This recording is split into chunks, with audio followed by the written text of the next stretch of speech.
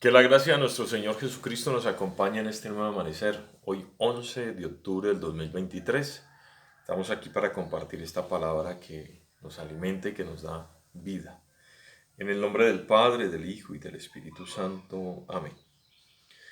Dios y Padre nuestro, que para gloria tuya y salvación del género humano constituiste a Cristo sumo y eterno sacerdote, concede al pueblo redimido con su sangre por la participación en este memorial experimentar el poder de la cruz y la resurrección de tu Hijo, el que vive y reina contigo en la unidad del Espíritu Santo y es Dios por los siglos de los siglos. Amén. Lectura del libro del profeta Malaquías, capítulo 3, versículos del 13 al 20. Ustedes me han ofendido con sus palabras, dice el Señor, y todavía preguntan, ¿qué hemos dicho contra ti? Han dicho esto, no vale la pena servir a Dios.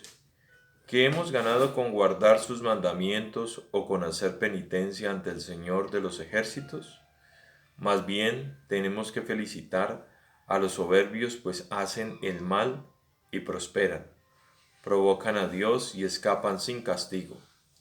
Entonces los que temen al Señor hablaron unos contra otros, y el Señor puso atención y escuchó lo que decían, y se escribió ante él un libro, en el que están registradas las obras y los nombres de los que temen al Señor y que lo honran.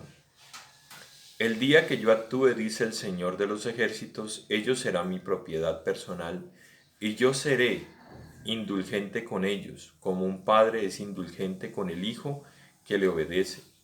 Entonces verán la diferencia entre los buenos y los malos, entre los que obedecen a Dios y los que no obedecen. Ya viene el día, ardiente como un horno, y todos los soberbios y malvados serán como la paja. El día que viene los consumirá, dice el Señor de los ejércitos, hasta no dejarles ni raíz ni rama. Pero para ustedes, los que temen al Señor, brillará el sol de justicia, que les traerá la salvación en sus rayos. Palabra de Dios. Te alabamos, Señor. Lectura del Santo Evangelio según San Lucas. Gloria a ti, Señor. En aquel tiempo Jesús dijo a sus discípulos, supongan que alguno de ustedes tiene un amigo que viene a medianoche a decirle, préstame por favor 3 panes, pues un amigo mío ha venido de viaje y no tengo nada que ofrecerle. Pero él le responde desde adentro, no me molestes, no puedo levantarme a dártelos, porque la puerta ya está cerrada y mis hijos y yo estamos acostados. Si el otro sigue tocando, yo les aseguro que aunque no se levante a dárselos por ser su amigo, sin embargo, por su molesta insistencia, sí se levantará y le dará cuanto necesite. Así también les digo a ustedes, pidan y se les dará, busquen y encontrarán, toquen y se les abrirá, porque quien pide recibe, quien busca encuentra, y al que toca se le abre. ¿Habrá entre ustedes algún padre que cuando su hijo le pida pescado le dé una víbora, o cuando le pida huevo le dé un alacrán? Pues si ustedes que son malos saben dar cosas buenas a sus hijos, cuánto más el Padre Celestial les dará el Espíritu Santo a quien se lo pida. Palabra del Señor. Gloria a ti, Señor Jesús. Bueno, hoy tenemos, como siempre, el Señor es extraordinario en su mensaje y en sus apreciaciones. En la primera lectura que hemos leído en el día de hoy, que es del profeta Malaquías, nos habla de algo que normalmente nosotros a veces terminamos diciendo y eso está mal y el Señor lo está corrigiendo. Porque no, el comportamiento del malo no es igual al del bueno. Que el Señor tenga misericordia y tenga piedad y le dé la vida para que el hombre recapacite y cambie de parecer y de actitud es una cosa muy diferente al juicio que se enfrenta. Y el Señor, por medio de la lectura del profeta Malaquías, lo habla claramente. No es igual al que hace el mal al que hace el bien. Que la justicia humana no lo condene o no lo lleve a juicio delante de un tribunal no significa que nosotros no tengamos que ir delante de un tribunal delante de Dios. Y ese es, digamos, eso es lo que el mundo le ha vendido a la humanidad, diciéndole sigue robando, sigue matando, sigue secuestrando. Los gobiernos han tomado actitudes de esa donde premian al delincuente, donde premian al bandido, donde premian al que comete delito. Y a la persona de bien lo ponen a pagar impuestos. Son injustos con ellos, en vez de apoyarlos y ayudarlos, no lo hacen. Eso lo vemos hoy, lo vemos en nuestro país específicamente, para no ir a hablar de otros países. Hablemos de lo que nos toca en nuestra casa. Lastimosamente es así. Y los hombres en su soberbia y en su orgullo, nosotros los seres humanos, pensamos que no tenemos que enfrentar a un juicio divino. Pues estamos totalmente equivocados, porque el profeta nos lo dice muy claramente. Voy a tomar las palabras del profeta. Dice el Señor: ustedes me han ofendido con sus palabras, dicen el Señor, y todavía preguntan, ¿qué hemos dicho contra ti? Han dicho esto: no vale la pena servir a Dios. ¿Qué hemos ganado con guardar sus mandamientos o con hacer penitencia ante el Señor de los ejércitos? Más bien tenemos que felicitar a los soberbios, pues hacen el mal y prosperan, provocan a Dios y escapan de su castigo. Nosotros somos hombres de soberbia en muchas ocasiones y creemos que porque Dios no actúa a castigarnos, a corregirnos como nosotros lo haríamos con nuestros hijos, pero acuérdate que Dios no es como nosotros. Dios es un Padre misericordioso y bondadoso. Hace salir el sol para buenos y malos, hace que la lluvia salga para buenos y malos igual. Tiene paciencia. Él es lento a la cólera, a la ira. Es rico en piedad, como dice el Salmo. Entonces, pero no nos equivoquemos con Dios. No nos equivoquemos. No creamos que porque Dios no actúa de la manera como nosotros podríamos actuar, las cosas se quedan así. No, fácilmente lo dice al finalizar la lectura. Dice: entonces los que temen al Señor hablaron unos contra otros.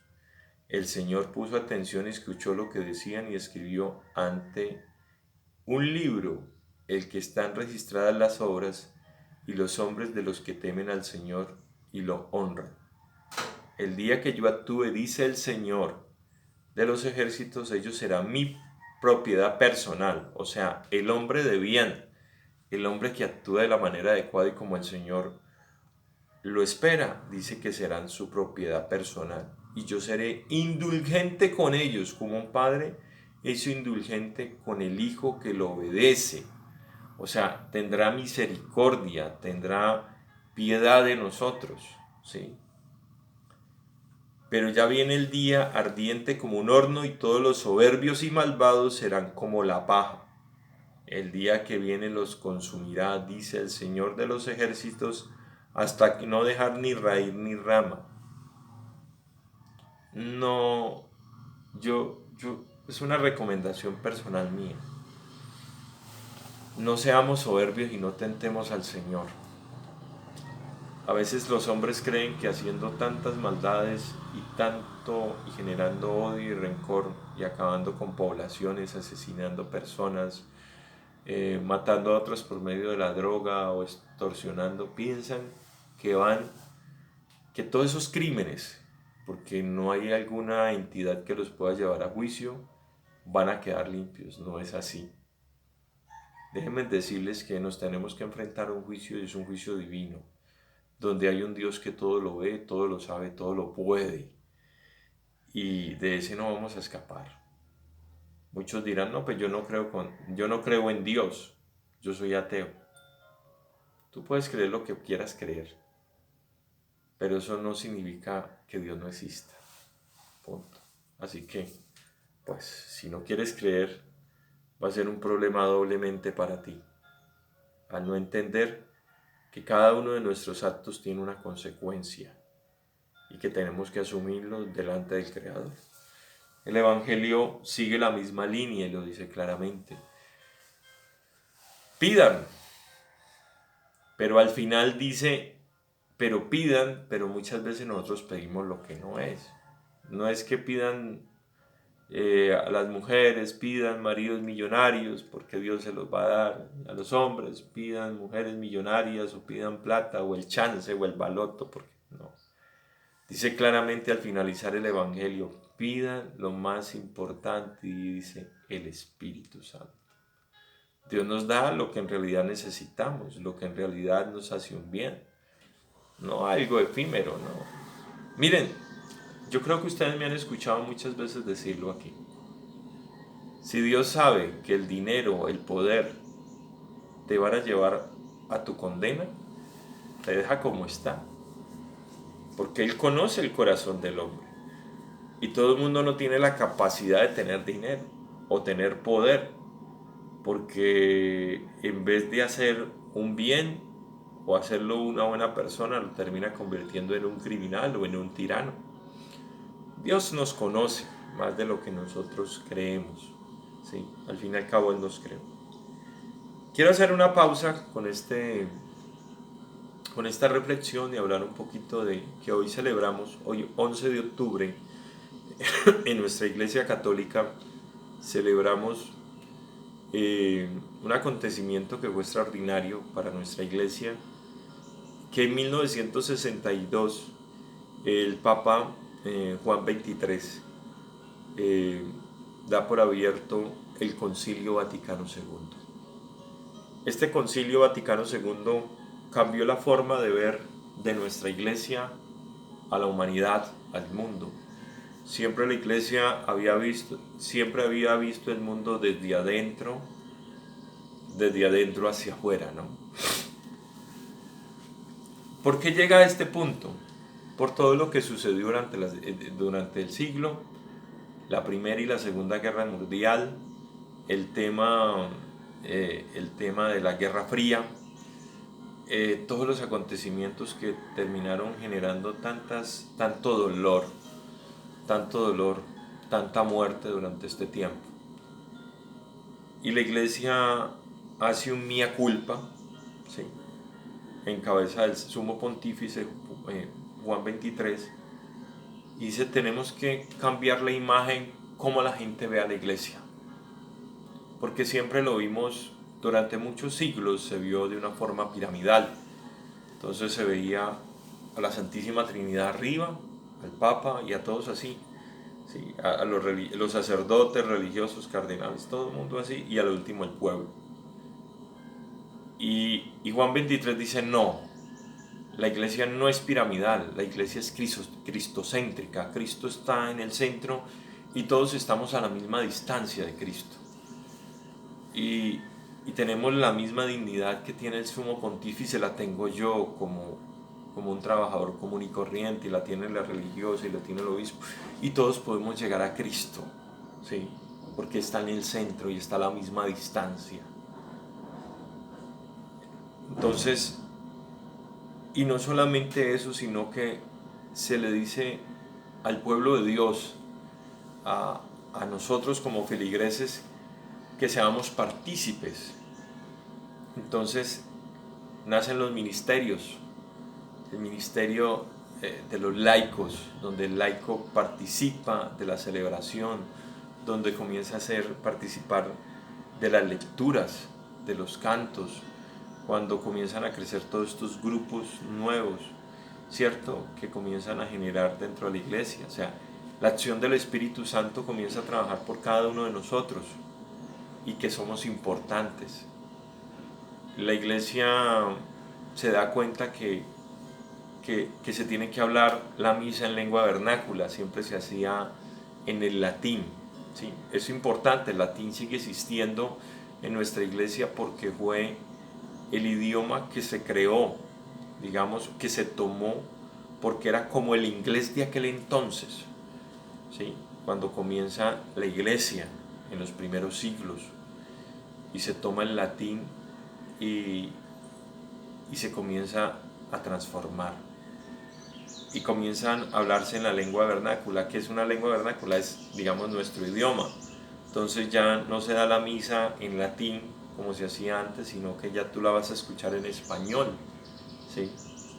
Y ya cuando el sacerdote impartía los sacramentos no lo hacía en latín, sino que tú entendías y comprendías qué era lo que el sacerdote estaba hablando, entendías sus oraciones, la oración colecta, la de inicio, la del final, comenzabas a comprender y tú comenzabas a ser parte del misterio de Cristo, parte de la celebración. Es importantísimo lo que celebramos hoy, ¿sí? Porque fue cuando la Iglesia Católica se abren las puertas para que todos participemos de ella y hagamos esta iglesia nuestra. Y cambia. Y por eso hoy en día tenemos tantos grupos. Y por eso hoy en día tenemos ministros de comunión, hombres y mujeres que por medio de una preparación llevan la comunión a los enfermos, al hogar. Hay grupos de oración, hay grupos de jóvenes. O sea, ya dejó de estar, digamos, concentrado solamente la parte sacra, o sea, la parte de ese poder de Dios solamente en el sacerdote, ¿no? En el obispo, no. Se le llama la participación al laico y que el laico asuma su responsabilidad. Entonces vienen cosas extraordinarias y no solamente eso, sino lo más importante fue que siempre la iglesia estuvo viendo los errores de la humanidad y el Papa hace un mea culpa y dice no, vamos a mirar nuestros errores, vamos a hacer vamos a hacer un examen de conciencia de nuestro comportamiento como Santo Padre, como cardenales, como obispos. Vamos, si queremos que en realidad los demás se conviertan, vamos a corregir nuestra forma de actuar. Y eso comienza a ser la iglesia. Primero a que sus ministros sean en realidad un ejemplo, ¿sí? Que comiencen a actuar de una manera adecuada y correcta, que, que, que comiencen a ser coherentes con el Evangelio. Y a eso llama este Papa bueno, San Juan 23. ¿Sí? Así que es un día muy especial. Un poquito de historia para compartir con nuestros hermanos católicos y con los que no son católicos y que no conocen un poquito pues de nuestra fe, de nuestra iglesia, ¿no? Que también es su iglesia, porque para todos los hermanos que están en otras denominaciones, que son de otras iglesias, pues su principio de iglesia es la nuestra, de ahí nace. Acuérdense que cuando se da la separación de las iglesias, digamos, de la primera iglesia protestante, que es la de Lutero, ¿sí? Los luteranos, pues se dan en 1517, antes no las había, a partir de ahí aparecen ya lo que ustedes conocen, ¿no? Como este otro movimiento. Pero es bueno conocer un poco la historia de nuestra iglesia. Queridos hermanos, ya saben, Edwin Andrés López, sigo orando por ustedes, por favor no dejen de orar por mí. Oramos por nuestros hermanos en Palestina, por el pueblo de Israel. La violencia genera más violencia. Mañana haré un video hablando específicamente sobre este conflicto para que lo entendamos. Hablaré un poco del contexto histórico específicamente de Israel y Palestina. La pregunta es, ¿quién fue primero, el huevo o la gallina? Eso tiene una historia muy larga, ¿sí? Y lo vamos a hablar desde la parte teológica y cristológica para comprenderlo, no para hacer un juicio, sino para que entendamos todo el desarrollo de este conflicto que hoy en día nos embarca. Oramos por todos los fallecidos y por todos los que están en los hospitales heridos, enfermos, ¿sí? Y por sus familias. Dios los bendiga y Dios los guarde. Que tengan un feliz día en el Señor.